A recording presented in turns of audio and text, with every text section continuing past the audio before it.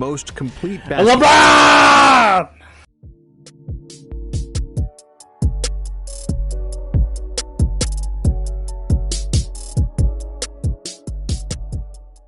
Yo, what's good, everybody? What's good, YouTube? It's your boy, NosaaNation, man. Today we got a new special video, man. How good was Michael Jordan actually? Now, you guys have wanted me to react to this video for the longest. And if you're new here, hit that like button, comment, subscribe, you know, all that. Finish that. But with that being said, man, I want to tell you guys, man, like, you guys have been loving these Michael Jordan videos, so I'm going to keep posting. If you guys keep liking the video, smashing the like button, and subscribing and commenting and shit like that, you feel what I'm saying? So I'm going to keep reacting, you feel me? You keep supporting, I keep reacting, I keep uploading. So let's get straight to the video, and without further ado, man, put in the comments down below if you guys enjoy these reactions. Also, I just want to say thank you guys for all the support, and let's get straight to it, bro, because this is becoming a long intro, and I ain't finna have y'all long, you know, waiting. You know what I'm saying? This is a long video too, so be sure to smash that like button. You know what I'm saying? Like I said before, so let's get straight to it, man. It hit different. Michael Jordan scored 50 points or more in the playoffs 8 times, more than Kobe, KD, LeBron, and Wilt combined. Damn. Jordan also had the most 40-point playoff games, more than Kareem, AI, Steph, and D-Wade put together. In fact, MJ is the only player in NBA history who had more 40-point career games than games where he scored less than 20 points. Damn. Jordan's godlike aura, brutal trash talk, and physical dominance put fear in opponents' hearts. And now, if you guys don't know by now, I'm a LeBron fan. Okay, I got the LeBron shirt. Listen, I'm a LeBron fan. All right, so all I've been watching this whole time is LeBron, Kobe. That's what I grew up on. I grew up on LeBron, Kobe, those guys. You feel what I'm saying? The whole 9. And honestly, bro, I'm gonna tell you right now. I was born in 2000, and I never actually watched MJ. Like, I never watched MJ because I wasn't alive. You know what I'm saying? When MJ played, so this video is going to put everything in perspective. You feel what I'm saying? How good was Michael Jordan actually? And if you guys want me to actually make this into a little series, put in the comments down below. How good was Larry Bird actually? How good was LeBron actually? How good was whoever? Put in the comments down below. while they had to get a good night's sleep before facing the Bulls, Jordan could drink and smoke cigars before the game and still drop 40. His airness made it look easy, and he proved it when the games were on the line. Game on the line. Who would take the last shot? Me. 28 times Jordan scored the game-winning shot, including 7 game winners in the He said me. Like what kind of question is that, bro? playoffs. And MJ wasn't just a scorer. He had the most first-team all-defense selections ever with 9. He's the all-time blocks leader by a guard and has the most seasons with over 200 steals with 6. In 1989, when the Bulls lost their starting point guard, Coach Doug Collins made Jordan play the point, and he notched 10 triple-doubles in 11 games, averaging 30 points, 11 assists, and 9.5 rebounds per game. Between 1991 and 1996, MJ played 13 consecutive playoff series where he averaged more than 30 points per game, retiring with 6 rings, 5 MVPs, and a 6-0 record in the final. That's But impressive, despite his seemingly man. invincible legacy, Jordan did have some weaknesses. I ain't gonna lie, man. 6-0 in the finals, that's impressive, bro. That's impressive. Like, that's like some next level. Like, that's greatness, bro. To be 6-0 in the finals, bro. MJ led the NBA in field goal attempts 9 times during his 13 years in Chicago, and he was a bit of a ball hog, especially in his early career. Jordan also had some bad playoff games, and he certainly wasn't the most pleasant teammate. So, how good was Michael Jordan? Yeah. I do know Jordan was an asshole to his teammates. And is he really the GOAT?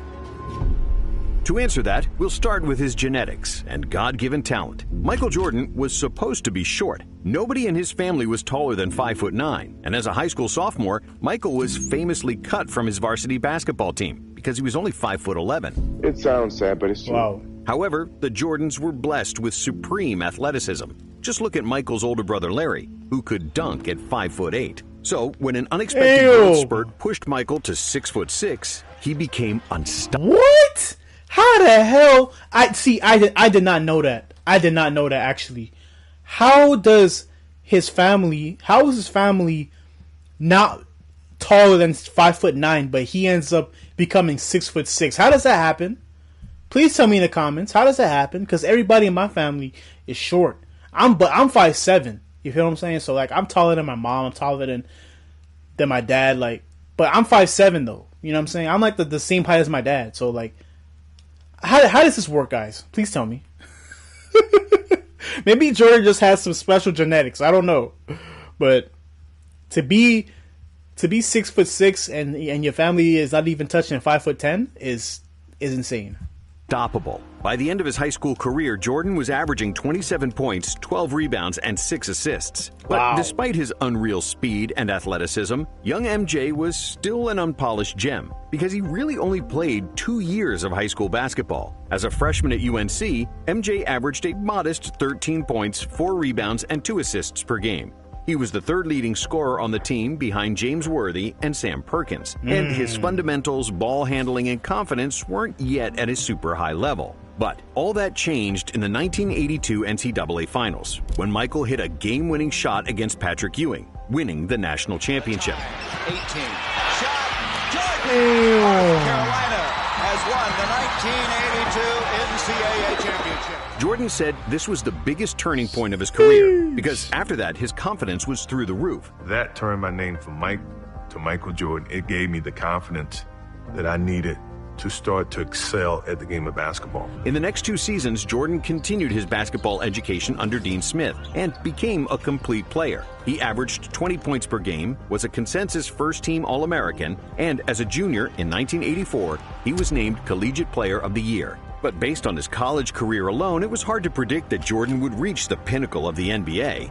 After all, many great players who came before Michael had far better college careers, including Kareem, Magic, Bird, Bill Walton, Bill Russell, Oscar Robertson, David Thompson, Pete Maravich, and a few others. Because of his relatively modest numbers in college, and because the 80s were the era of the big men, Jordan was selected third in the 1984 NBA draft, behind centers Hakeem Olajuwon and Sam Bowie.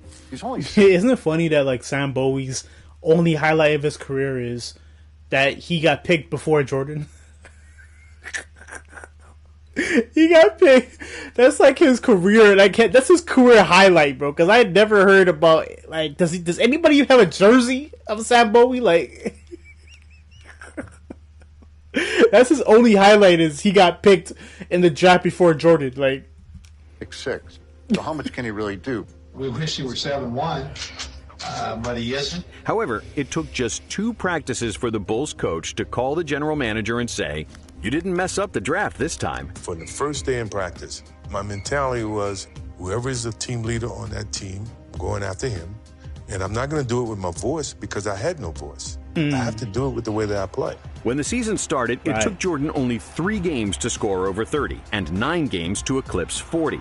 By the end of the first month, it was obvious that Jordan was supposed to be the first overall pick. While Olajuwon looked like a star, Jordan was more like a supernova because there was nobody in the league faster than him.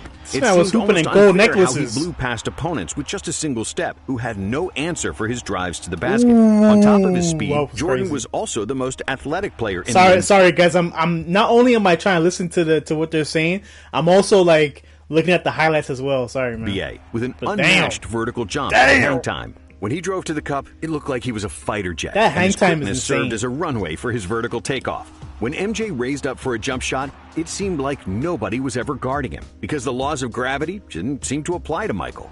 Defenders could jump at the same time, but as they would inevitably fall down, Jordan would continue to float in the air and shoot completely unbothered. How's the transition been from college to the NBA? Well, I think it's been pretty easy. Thanks to his high-flying feats and insane dunks, Jordan quickly became the most popular player in the NBA. So it only made sense that in 1986, he got voted to the All-Star game, despite playing just 3 games up to that point due to an ankle injury. And that same year, in the playoffs, he set a playoff scoring record with 63 points against Boston. But it was an incredible playoff performance. I've never seen it before.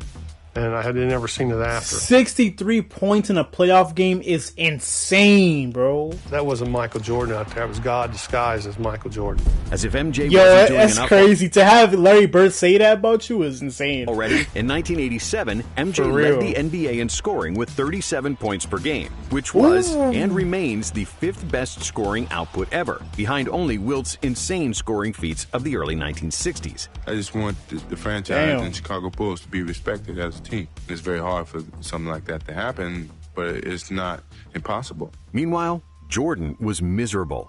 Despite all the fame and individual accolades, he was always losing. In his first 3 seasons, MJ only won 1 playoff game, despite being the best player in the league. But after the Bulls GM Jerry Krause drafted Horace Grant and Scottie Pippen, his life would change forever. In 1988, MJ averaged 35 points on 54% shooting, with 6 rebounds and 6 assists, winning his first career MVP. Whoa. 6 rebounds and 6 assists. 35 points per game? 54 field goals. Oh my gosh, bro. That's insane, bro. That's actually crazy, bro. What? Winning his first career MVP. Damn. Because he also led the NBA in steals with 3.2 plus 1.6 blocks per game. 3.2 steals? With 1.6 blocks. Yo, MJ was on another level, man. Jordan won the Defensive Player of the Year. That's another level. And he is still one of only 5 players ever to win Defensive Player of the Year and MVP. And after the 1988 dunk contest against Dominique Wilkins, which is considered by many to be the best of all time, some people already started calling him the best player they have ever seen. That's got to be a 50. But none of that mattered, because the most important thing to Jordan was winning. And now with Pippen and Grant on the team, the Bulls had their first 50-win season since 1974. Chicago then finally advanced in the playoffs, winning the first round over the Cavaliers, with MJ averaging an insane 45 points per game. However, in the second round, a more experienced Pistons team defeated the Bulls pretty easily, 4-1. It was proof that individual greatness doesn't translate to playoff wins. That's lesson right. Jordan had yet to learn. But that didn't make him any less. That's right, man. Like, you can never win a championship by yourself, bro. Jordan didn't win by himself. Magic Johnson didn't win by himself. Like, nobody won a championship by themselves, man. Less entertaining to watch. In the 1989 season, Jordan hit his first legendary shot in the NBA. You need some good teammates, simply man. known as the shot. A shot on Elo. Good! Damn, that's a crazy shot. Set the Cleveland Cavaliers. In the second round, the Bulls got past the Knicks, but they again fell victim to the Pistons, who bullied Jordan with their physicality. And in 1990, it was more of the same. MJ led the NBA in scoring and steals. He was super efficient, but the team couldn't get over the hump and get past the Detroit Pistons for a 3rd consecutive year. In his first 6 years in the league, MJ had won 5 playoff series and lost 6, with an overall playoff record of 25 wins and 29 losses. So after that 3rd loss to the Pistons, the media started doubting Jordan, questioning his ability to play team basketball, and wondering if he was only concerned about himself and his numbers. And in a way, they were right. In the 80s, he was often trying to score out of double or even triple teams, ignoring his wide-open teammates. In 1989, he was a capable passer, averaging a career-high 8 dimes per game. But Jordan always looked to score first and pass second. And he wasn't like Magic, Jokic, or Doncic, who manipulate defenses with their eyes and fake defenders into wrong coverages. Jordan's passing was more reactive. He got rid of the ball only when he saw that somebody was wide open. And since Jordan was like a black hole that sucked all the defensive attention, when he did opt to pass, it was usually for an easy dunk. But despite MJ's ridiculous scoring numbers, the Bulls' offense was always average during the 80s, and they were actually at their best in 1986, when Mike missed 80% of the season due to an ankle injury. It wasn't until 1990, the arrival of Phil Jackson and the emergence of Scottie Pippen, that the Bulls' offense cracked the top 5 in the NBA. Pippen's passing and pushing the ball in the open court created lots of space for Jordan. Hey, yo, I ain't gonna lie, man. Like, Scottie Pippen does not get enough credit for his contribution to the team, bro. Like, he does not get enough recognition, man. He's one of the greatest players of all time too. finally trust someone else to make plays for him consistently. But Pippen's value was maybe even more pronounced on the defensive end. With an enormous wingspan, agility, and a motor to cover multiple players on one position, out of people, Scotty was just what Michael was missing. Pip's presence allowed Michael to play free safety on defense, jump into passing lanes for steals, and he didn't need to waste his energy guarding the best opposing player, because Scotty usually did that. And after agonizing defeats against the Pistons, MJ decided to bulk up, which was unprecedented at the time. Players didn't spend much time in the gym, and if you look at all the players in the 80s, they looked lean. But hardly anyone was super muscular. So when MJ returned for the 1991 season, he was still super quick, athletic, and could contort. Man, I'm telling you right now, man, all this shit is hard work, man. This is all hard work, perseverance, all of that, man. His body in the air like no one else. But this time around, he was also much stronger, which allowed him to absorb contact better and bully smaller players with his size. What also helped Michael was the arrival of coaches Phil Jackson and Tex Winter, who instituted the triangle offense, which was based on cutting in open spaces and playmaking out of the post. If executed properly, the triangle was believed to be the most optimal offense to optimize spacing. MJ didn't have to bring up the ball all the time and force his shots. And he was receiving the ball closer to the basket, where he'd bully smaller defenders and dominate like never before. Even though Jordan was phenomenal from the moment he stepped into the NBA, in 1991, he was at his best, and he won his second MVP award. The 91 Bulls had the best offense in the NBA, and they crushed the opposition in the Eastern Conference. They swept the Knicks, beat the 76ers in 5, and then finally got their revenge against the Pistons. This time, it wasn't even close, as Detroit was on the decline after 3 straight NBA Finals trips, while the Bulls were ascending. MJ swept Isaiah and the Pistons, who famously left before the final buzzer of Game 4, refusing to shake the Bulls' hands. A loser's mentality.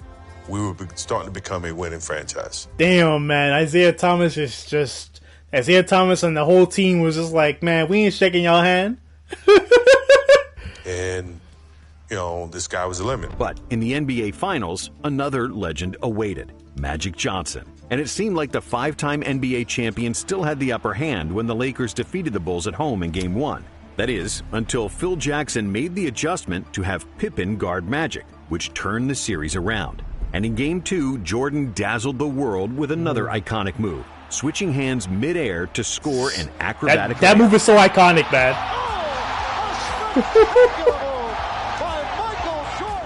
The Bulls won the next 4 games, and at last, the championship. Jordan's hunger for an NBA ring was finally satisfied. Throughout the playoffs, MJ averaged 31 points, 8.5 assists, 6.5 rebounds. Man, as Fight would say, man, look at Jordan, man. So inspirational. 31 points per game, 8.5 assists, 6.5 rebounds. 2.5 steals, and 1.5 blocks. 2.5 shooting steals. a career-high 56% from the field. Jordan is the most talented player in the NBA, by far. And the 1992 season was a continuation of peak form for Jordan and the Bulls. Another scoring title with super efficient shooting, first-team all-defense, and another MVP for his airness. The Bulls once again had the best offense in the NBA and won a franchise record. Yo, chat. I gotta talk to y'all about something, bro.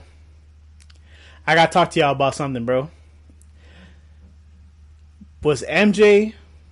Okay, if you're watching this video right now, and you got to this point in the video, please tell me, man, like, what was, like, the games Jordan played in where, like, you were most excited if you watched it live? Like, what was the most exciting game for you? Was it, like, every game, or was it, like, certain games, like, that he played? Let me know in the comments.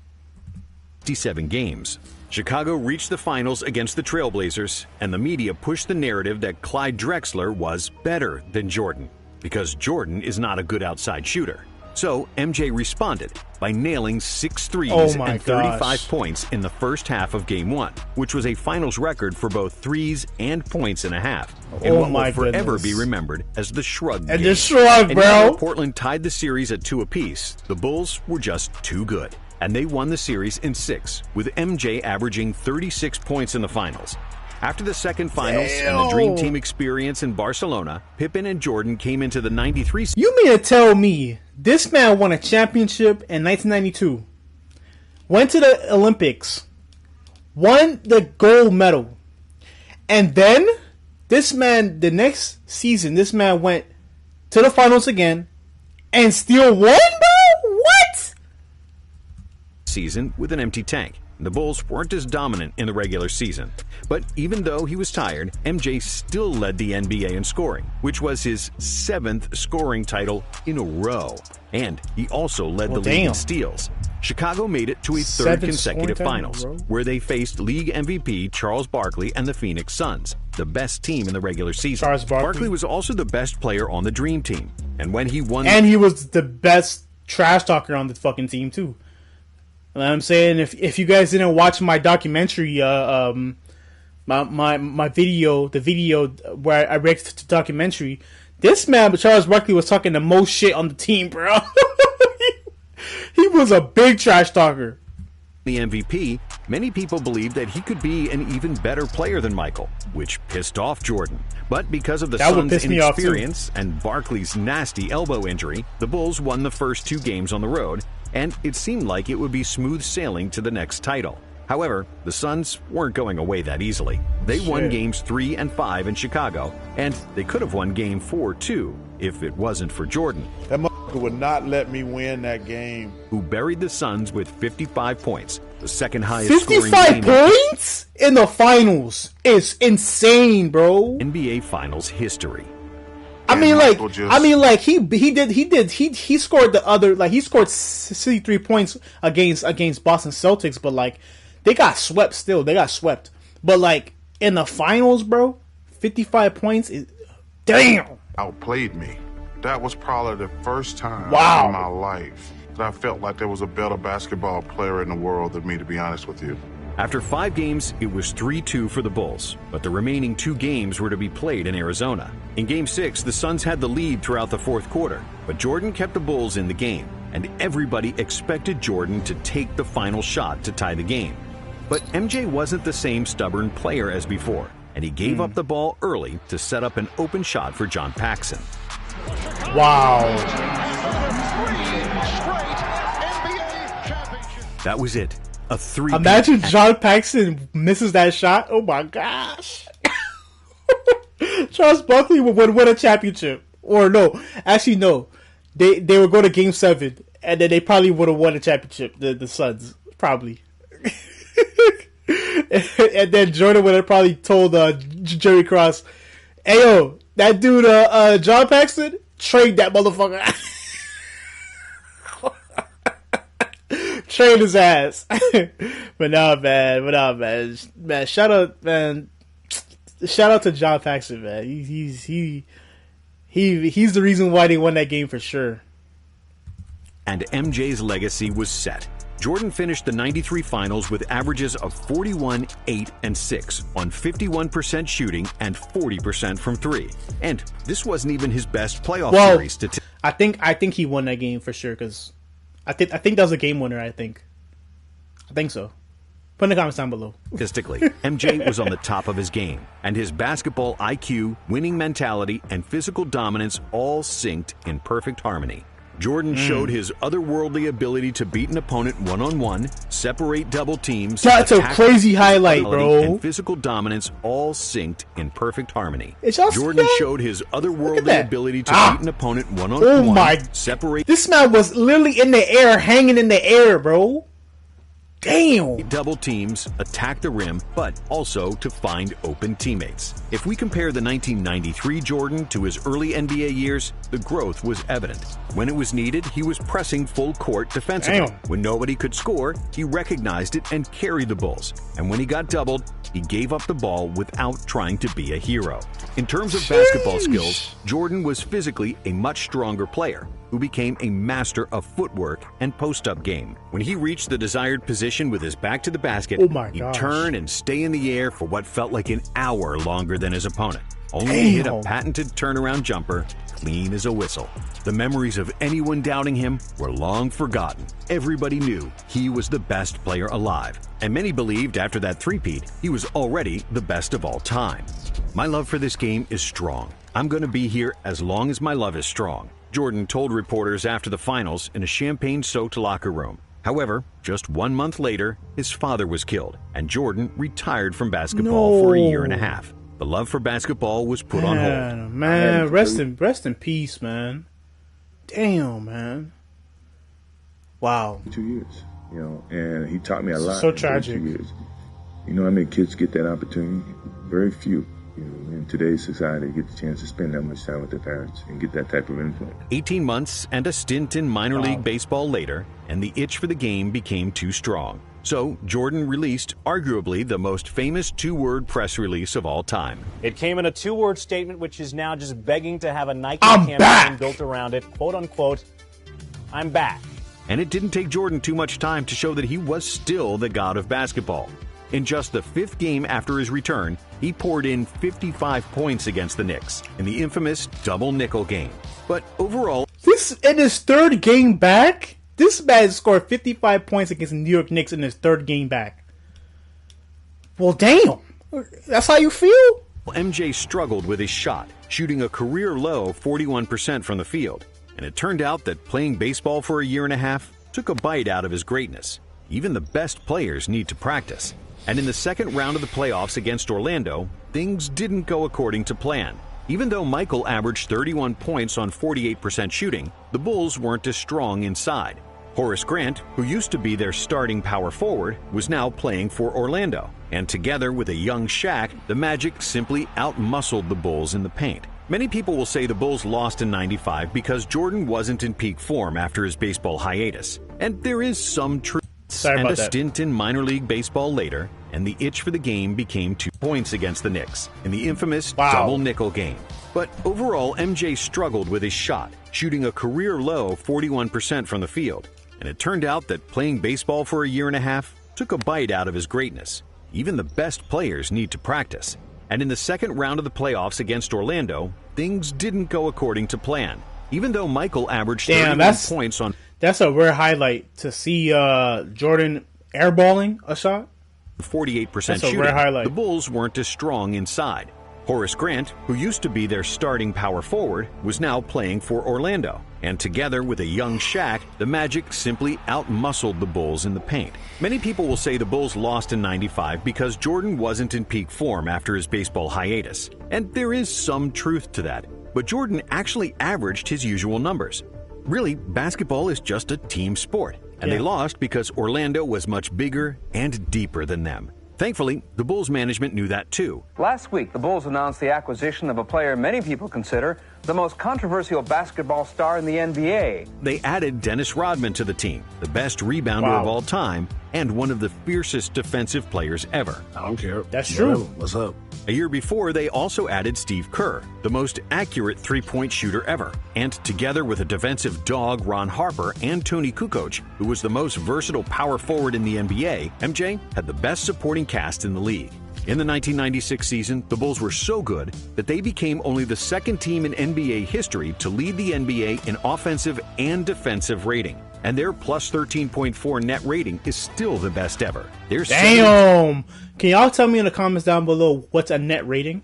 2-10 record was the best of all time, and of course, Jordan won an MVP, averaging 36-4. As for the playoffs, there was no stopping the Bulls. Only the Sonics in the finals showed any kind of resistance, and Gary Payton was the first defender to have slowed down Michael, but he couldn't beat him, and Chicago won their fourth title, with Michael crying his guts out in the locker room because it was the first championship he won without his father. I know he's watching. This is for Daddy. I'm very happy for him. He's a voice of reason that always drove and challenged me. That's the type of father I had. Like a friend? Yeah, like a friend. And when the 1997 season started, the Bulls continued to rule the NBA. With 4 Hall of Famers, the most accurate three-point shooter of all time, and other excellent role players, no team could match up with Chicago. Running the triangle like a well-oiled machine, the Bulls dominated the regular season with 69 wins, and getting to the finals seemed like a walk in the park, as they only lost 2 games in 3 playoff series. But in the finals... Wait, hold on, guys. Hold on, wasn't guys. Hold on. Just see. Okay, we're good? All right, we're good. That easy, because they played the formidable duo of Stockton and Malone and the Utah Jazz. This series would be remembered by the infamous flu game, where Jordan suffered from food poisoning and had a fever before the pivotal Game 5 when the series was tied. But Jordan played through the illness and managed to squeeze every atom of strength. This man had a game where he's having the flu, bro, and he still went out there and gave his all, bro. Like, if that's not inspiring, I don't know what is, bro. To score 38 points, and the Bulls gotta put won, your all into everything, man. In Game 6, Jordan trusted Steve Kerr with the final shot. Everything you do. Kerr hit a jumper for the win in the final seconds. Wow.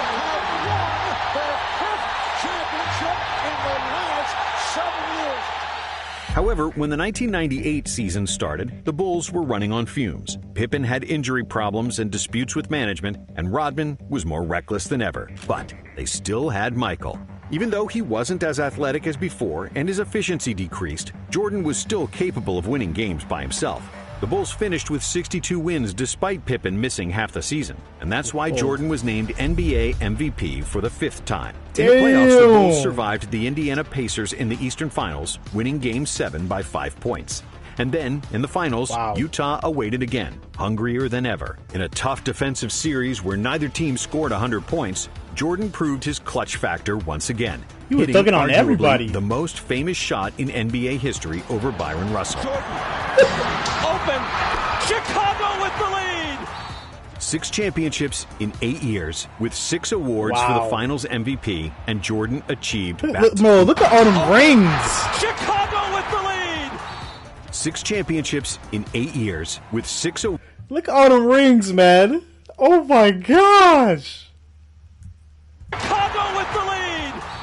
6 championships in 8 years, with 6 awards for the Finals MVP, and Jordan achieved basketball immortality. And if this is the final chapter, what a way to close the book. After 1998, Jordan retired for the 2nd time, which was the end of his prime, and we can sum up his career with the Bulls in 3 parts. The first part being between 1984 and 1990, when he was easily the most athletic player in the NBA, a scoring machine beating players with speed and leaving defenders stuck in the mud. But basketball is a team sport, and Jordan didn't have enough quality teammates around him, and those who he did have, he didn't trust. The second part was the first three-peat, when he slowed down a bit and wasn't going 100 miles per hour on every possession. MJ was then physically stronger, he became a master of all facets of the game, improved his shot, and started trusting his teammates. And then came the second three-peat, where the Bulls had the deepest and most versatile team in the NBA. The Bulls with Pippen, rookie Kukoc, and Kerr won 55 games in the 1994 season, and they played without Jordan, Rodman, and Harper, who was maybe the most underrated teammate MJ ever had. When they all got together in 1996, it was game over for the league. But having good teammates is essential to winning in the NBA, especially when you're past your physical prime. Jordan lost a chunk of his quickness during the second three-peat, but that's like when a Ferrari loses 100 horsepower. It's still faster than almost anything else on the road. And that answers the question. How good was Michael Jordan actually? Even when he wasn't at his best, Jordan was... Shit, one day I'm finna drive a Ferrari, man. Hell yeah. Still the best player in the league. If you divide his career into 3 parts, each part would suffice for a Hall of Fame career. In his first 6 seasons, Jordan didn't win a ring, but he was the most electrifying athlete the NBA had ever seen, with unreal stats and winning all possible accolades. The first three-peat was Jordan at his best, showcasing a level of basketball that's rare and few, if any, have touched. And with his second three-peat, the Bulls won 72, 69, and 62 games in the regular season, and capped it off with 3 championship rings, losing just 13 games in 12 playoff series from 1996 to 1998. The only season of his career where Jordan wasn't the best player in the league was probably just his rookie season. Jordan was the best player in the world for over a decade, something that can be said only of 3 other players, Wilt, Kareem, and LeBron. But while Kareem's individual and team accomplishments are similar to MJ's, Jabbar wasn't the best player on his team for 3 of his 6 championships, and he only has 2 Finals MVPs compared to Jordan's 6. Wilt's scoring numbers from the 60s were impossible to reach even for Jordan, but he only won 2 titles and was constantly losing to Bill Russell.